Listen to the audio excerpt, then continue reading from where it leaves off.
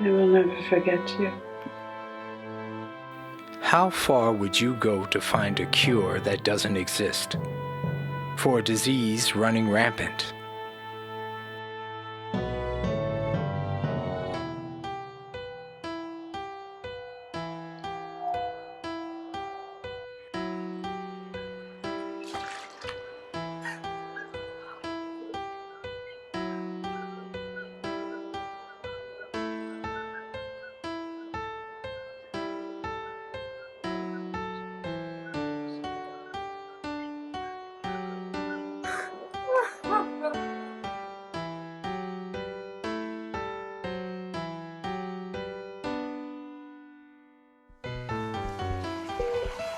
Give me 500 milligrams of ascorbic acid PO, stat.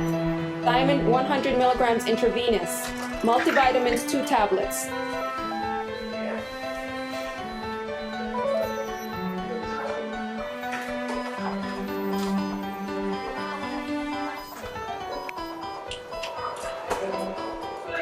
Laila? Well? From the last time we saw him, the pellagra disease progressed faster than we ever thought. His levels of vitamin and nutrient deficiency were extremely low. Good. So that he's better now? No. Cases like this, nutrient deficiency illnesses are happening more and more frequently. He passed 15. There was nothing more we can do.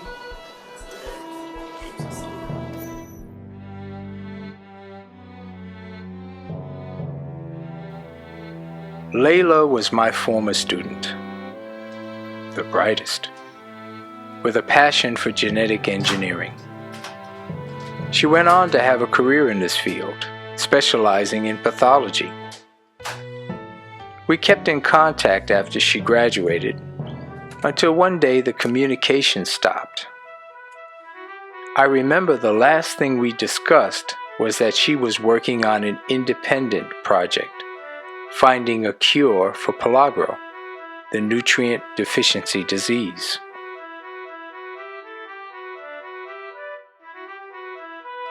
With pellagra spreading more and more every day, and no cure or vaccine readily available, of course her new project piqued my interest. When she stopped contact, it must have been because she had found a cure and didn't want to share her findings with me. So I began my own project, finding out where she was, what she was doing, and how to get that cure.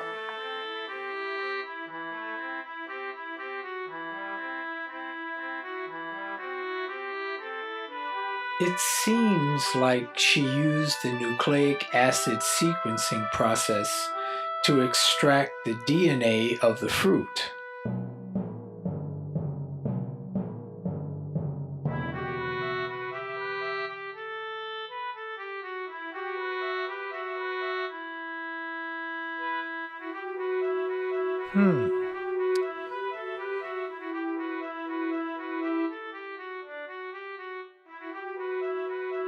After greasing some palms, finding her lab was not much trouble, and her computer encryption, or lack thereof, was pathetic.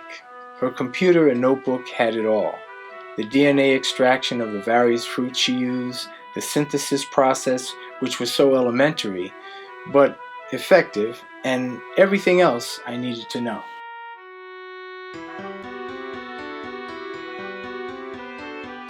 Interesting.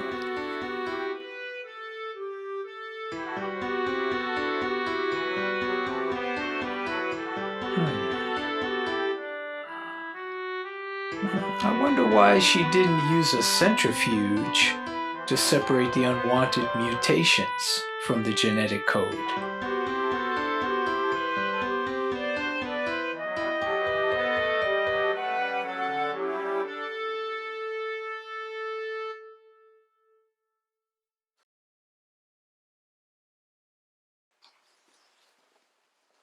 With the collective synthesized DNA injected into the host fruit, all there was to do was Just wait.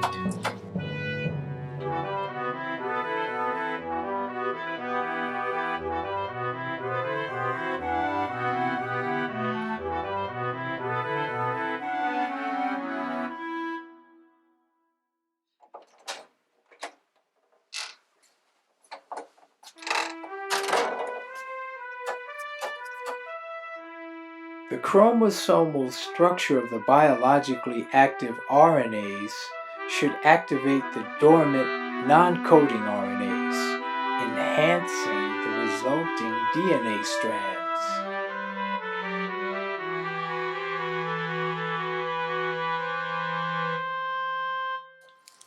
If the DNA synthesis had not affected the exterior, it must have infused with the molecular structure of the apple's original DNA, allowing the vitamin content to be vastly enriched. But the question was, by how much?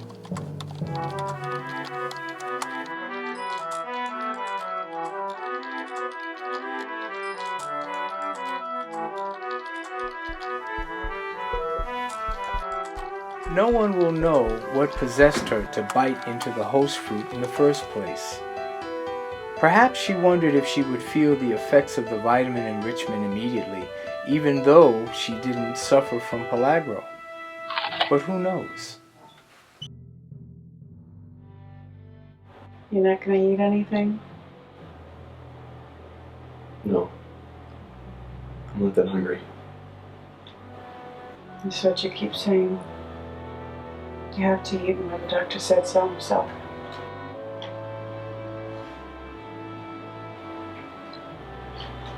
Didn't you at least take your medication? Nope. It makes me too nauseous. Even when I do take it, I can't hold anything down.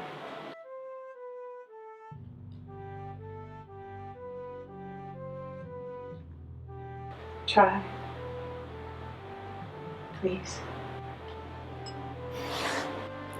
Her written observations stated that the concentration of all these nutrients and vitamins were so potent that it caused a surge of the serotonin hormone in the temporal lobe.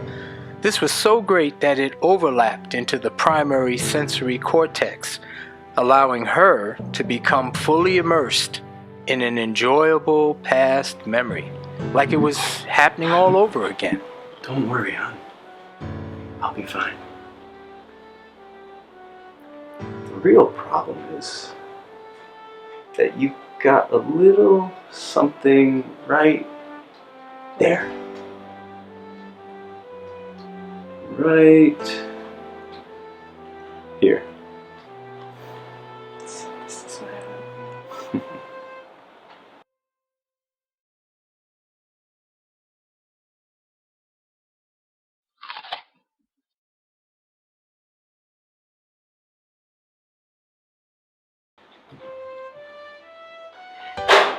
Damn it.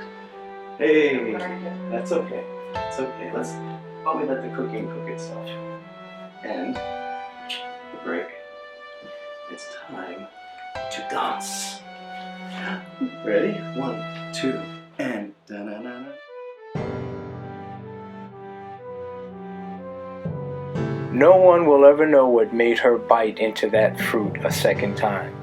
I mean, fool me once, shame on you. But fool me twice?